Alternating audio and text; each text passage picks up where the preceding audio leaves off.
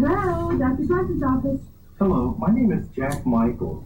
I moved into town recently and am overdue for a checkup. I'd like to get something scheduled within the next week or two. Oh, well, I doubt that's going to be possible. We're pretty booked up right now. Well, when do you think you could fit me in? Hold on, mister. What did you say your name was again? Michaels. Jack Michaels. Hold on. Let me get the book. Patients often form an initial opinion about the quality of a dental practice by the way they are treated on the telephone.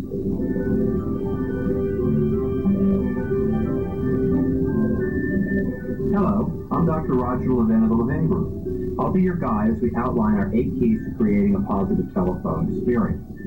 This is Dr. Blanford's office, a competing practice just across the street from Dr. Swanson. Unlike her distracted counterpart, Dr. Blanford's receptionist is very adept at dealing with patients on the telephone. Thank you for calling Dr. Blanford's office. This is Kay speaking. How may I help you?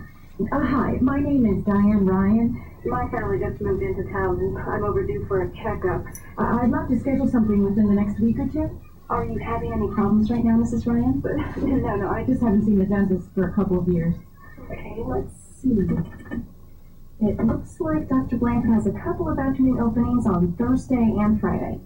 What time Thursday? 2:15? That would be perfect. 2 patients with the same needs, 2 dental practices with different approaches to using the telephone. Remember, a negative experience on the telephone can create a negative image for the practice. Dr. Blanford's practice recognizes that using the telephone properly can help ensure overall customer satisfaction. And his receptionist, Kay, is familiar with our 8 keys to creating a positive telephone experience. We just saw the first 4. When the phone rings at your practice, we suggest picking it up within 3 rings. Letting it go beyond that could send a negative message to patients that either the practice doesn't care or is disorganized. If you actually smile before you pick up the telephone, a friendlier attitude comes across to the caller. Plus, the simple act of smiling helps you focus when a conversation begins. Write down the caller's name as soon as you've heard it. That way, you won't hesitate to use it in conversation. Thank you for calling Dr. Blanford's office. This is Kay speaking. How may I help you? This greeting tells patients you're delighted they called and that you want to help. It lets them know your name, which turns the call into a more personal conversation.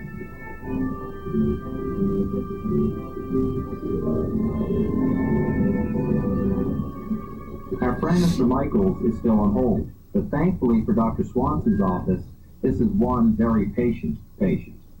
Let's see how the rest of this encounter plays out. Hello, Mr. Jack?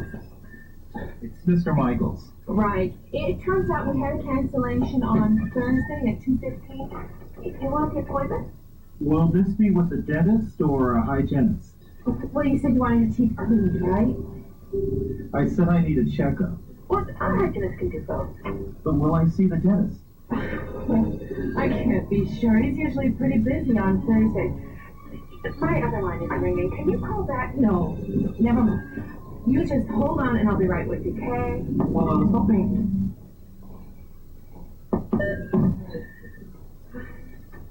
Hello, Dr. Swanson's office. It's still me. Oh, I guess I lost the other call. You're the new guy, right? Right. Well, do you want the appointment or not? The one at 2:15 on... This coming Thursday? Right. You got it. See you then. Bye.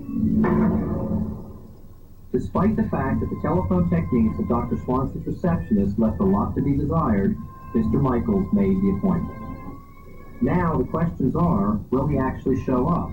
And if he does, how will this telephone encounter affect his future attitude about the practice? Meanwhile, just across the street at Dr. Blanford's office, Kay continues to follow our keys of creating a positive telephone experience. Is there anything else I can help you with? Can you tell me a little bit about how your office deals with new patients? Sure. Dr. Blanford likes to see all new patients first in order to meet you and perform an initial examination.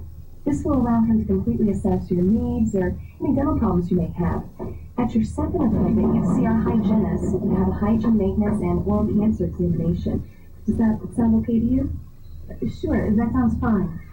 Do you have any other questions? Just one more. Of course. Take your time.